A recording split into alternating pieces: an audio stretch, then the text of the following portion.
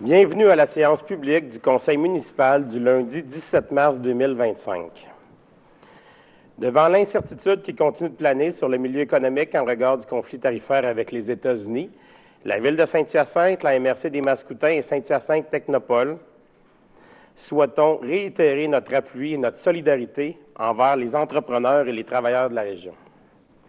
Près de la moitié des industries mascoutaines pourraient être directement affectées par l'entrée en vigueur de certains tarifs et par ceux par lesquels la menace persiste. L'ensemble du tissu économique en ressentira également les effets à travers leur approvisionnement.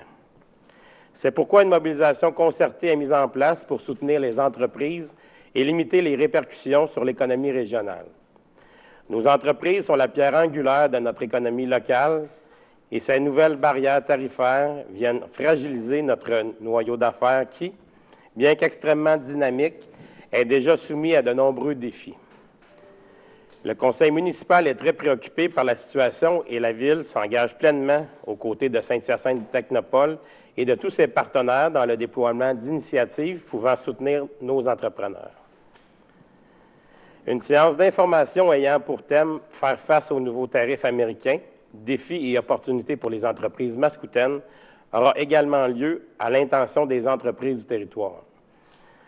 Organisée par Saint-Hyacinthe Technopole en collaboration avec Expansion PME et la Chambre de commerce de la Grande Région de Saint-Hyacinthe, celle-ci traitera des impacts des nouveaux tarifs sur l'économie locale et régionale, des stratégies que peuvent adopter les entreprises pour en diminuer les conséquences, mais aussi des services et mesures d'appui disponibles. Elle aura lieu à Saint-Hyacinthe le 20 mars prochain. Les entreprises qui souhaitent y participer peuvent s'inscrire gratuitement sur le site de Saint-Hyacinthe Technopole à saint-hyacinthe-technopole.com sous l'onglet « Événements ». Les entreprises mascoutaines affectées par ces mesures tarifaires ou qui envisagent de l'être sont invitées à communiquer sans délai avec Saint-Hyacinthe Technopole. Elles peuvent aussi consulter le site Internet de l'organisme où une section est dédiée au programme mis en place pour leur venir en aide. Maintenant, voici une bonne nouvelle. Je suis heureux de vous annoncer la promotion de Mme Gabrielle Piché au poste de directrice du service de l'urbanisme et de l'environnement de notre ville. Arrivée à la ville de Saint-Hyacinthe en mars 2022, Mme Piché occupait jusqu'à sa promotion le poste de chef de la division planification au sein du même service. Mme Piché est reconnue pour sa rigueur professionnelle, son grand sens de l'analyse et sa vision très juste de Saint-Hyacinthe et des défis que l'on y retrouve en matière d'urbanisme et d'aménagement. Elle cumule également une dizaine d'années d'expérience dans des postes de direction en urbanisme au sein de municipalités de tailles diverses. Étant membre de l'Ordre des urbanistes du Québec, elle est détentrice d'une maîtrise en urbanisme et un baccalauréat bidisciplinaire en urbanisme et en histoire de l'art. Elle complète actuellement une maîtrise en administration publique, profil gestionnaire à l'École nationale d'administration publique, l'ENAP.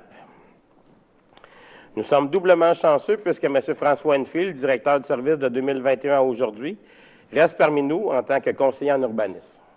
Il occupera ce poste jusqu'à sa retraite prévue en septembre prochain, après 38 ans dans le milieu municipal. Cette collaboration permettra une transition adéquate des connaissances pour que la relève se passe tout en douceur. Je tiens d'ailleurs à remercier M. Enfield pour son intégrité, son écoute et son sens de l'analyse. Son apport à nos services en urbanisme, aménagement du territoire et en environnement a été grandement apprécié. En parlant d'environnement et d'aménagement du territoire, le service des travaux publics procédera à la plantation d'arbres dans l'emprise municipale devant plusieurs propriétés au cours du printemps et de la période estivale. Par cette action, nous souhaitons augmenter les espaces ombragés, diminuer les îlots de chaleur et les gaz à effet de serre, contribuer au bien-être psychologique des citoyens par les bienfaits des arbres, améliorer la sécurité routière car les rues bordées d'arbres paraissent plus étroites, ce qui tend à ralentir la circulation, et contribuer à diminuer la climatisation et le chauffage de nos bâtiments. Vous recevrez une correspondance de la Ville par la poste pour vous en informer. Si une plantation d'arbres a lieu devant votre maison, vous n'aurez aucun frais à débourser. Il s'agit d'une opération entièrement financée par la Ville. Vous ne pouvez par contre ni choisir l'emplacement de cet nouvel arbre, ni son essence. Je tiens à vous rassurer, l'endroit où sera planté l'arbre est défini en fonction des services publics présents, tels que l'entrée d'eau ou les conduites souterraines, mais aussi selon l'aménagement de votre propriété. Le service des travaux publics prendra soin d'arroser l'arbre nouvellement planté, mais vous pouvez y participer à l'initiative en arrosant, vous aussi, une fois par semaine dans les premiers temps suivant la plantation. Nous vous rappelons toutefois de respecter les règlements sur l'utilisation de l'eau potable lorsque vous arrosez. La Ville est également la seule responsable de l'entretien de l'arbre. Vous n'avez pas à tailler ou à faire tailler les arbres plantés sur l'emprise municipale. La Ville en est l'unique propriétaire et notre équipe d'arboriculteurs effectuera un suivi et prendra les actions nécessaires selon les besoins de l'arbre. D'ailleurs, si vous observez un besoin particulier, vous pouvez effectuer une requête en ligne via notre site Internet ou par téléphone au 450-778-1000. Si vous avez des questions au sujet de ces plantations d'arbres, un feuillet explicatif incluant plusieurs questions-réponses est disponible sur notre site Internet à saint-hyacinthe.ca/arbre. 10 ans après l'adoption de sa politique de l'arbre, la Ville continue ainsi à mettre en place des actions concrètes telles que celle-ci, en dédiant des ressources considérables à la plantation et à l'entretien des arbres sur son territoire. Vous êtes nombreux à planter des arbres sur vos propriétés et à en prendre soin, et nous vous en remercions. Dans le même ordre d'idées, de bienfaits pour tous, la Ville est fière de vous dévoiler sa toute nouvelle politique citoyenne. Il s'agit d'une politique parapluie, car elle englobe l'ensemble des secteurs d'activité du service des loisirs, qu'il s'agisse du sport, du plein air, des arts, de la culture, du patrimoine, ainsi que de la vie communautaire et du développement social, et ce, pour les 10 prochaines années. De plus, dans le cadre de l'élaboration de notre politique citoyenne, nous avons mené cette démarche avec le MADA, qui nous permettra d'obtenir notre reconnaissance comme municipalité amie des aînés. Ce domaine me tenant particulièrement à cœur, je suis fier de voir que cette refonte a pris en compte l'évolution de la société. Les attentes et les comportements en matière de loisirs ont changé au cours de la dernière décennie.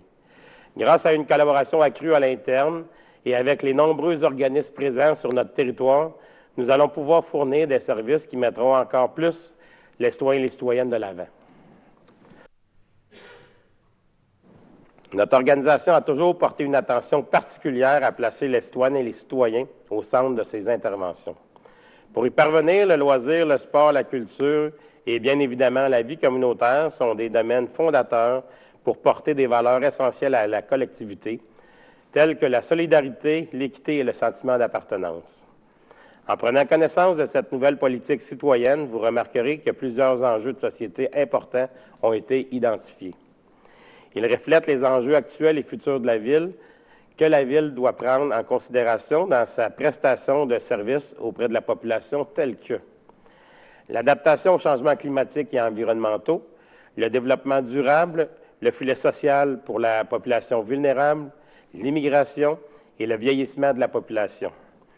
Nous viserons aussi à répondre aux besoins spécifiques de notre communauté, tout en nous concentrant sur des priorités fondamentales comme la communication, l'engagement citoyen et la mobilité durable. Notre Ville est réputée pour le dynamisme de l'engagement citoyen. Mobilisatrice, notre administration va donc continuer à mettre tout en œuvre pour unir les forces des partenaires, soutenir les initiatives et rendre accessible à tous et à chacun un réseau d'infrastructures moderne et varié. Je tiens à remercier le comité de pilotage de ce grand projet, les élus et employés municipaux qui y ont collaboré, mais également tous les citoyens et citoyennes qui ont répondu au sondage permettant d'évaluer leur satisfaction concernant les services et les infrastructures en loisirs, sport et culture, ainsi que ceux et celles qui ont participé à la soirée de consultation publique regroupant la population et des organismes du milieu. En mon nom et au nom du Conseil, en plus de ce travail colossal qui a été fait pour l'élaboration de cette nouvelle politique citoyenne, je tiens à souligner celui qui en fait chaque jour le travail qui en est fait chaque jour par les membres de nos organismes et de nos nombreux bénévoles. Vous permettez d'offrir une riche variété de services en loisirs, sport, culture et vie communautaire. Notre Ville est un formidable exemple de projet créatif et d'engagement citoyen. Merci à toutes et à tous, vous faites vraiment la différence. J'aimerais maintenant féliciter Mme Janie Barré, qui, en fin de semaine, a réussi son deuxième record Guinness mondial au marathon de Barcelone en Espagne, avec un temps impressionnant de 4 heures et 1 minute et 1 seconde. Elle a donc fracassé son record du marathon de Londres 2024 de 18 minutes, ce qui est énorme, énorme, énorme. C'est tout simplement incroyable. Cet exploit est une véritable leçon de persévérance et de dépassement de soi. Janie, au nom de l'ensemble des membres du Conseil et à mon nom personnel, nous te félicitons chaleureusement. Un gros, gros bravo. Avant de terminer, j'aimerais rappeler à tous que la sollicitation à des fins commerciales de type porte-à-porte est interdite sur notre territoire. La sollicitation demeure autorisée pour les personnes ou organismes à des fins autres que commerciales, c'est-à-dire pour des activités de financement d'articles scolaires, groupes scouts ou autres, sur obtention d'un permis. Si un vendeur ambulant se présente à votre résidence, vous devez avertir les services des requêtes de la Ville au 450-778-1000 et mentionner le nom et l'entreprise du représentant. Soyez vigilants.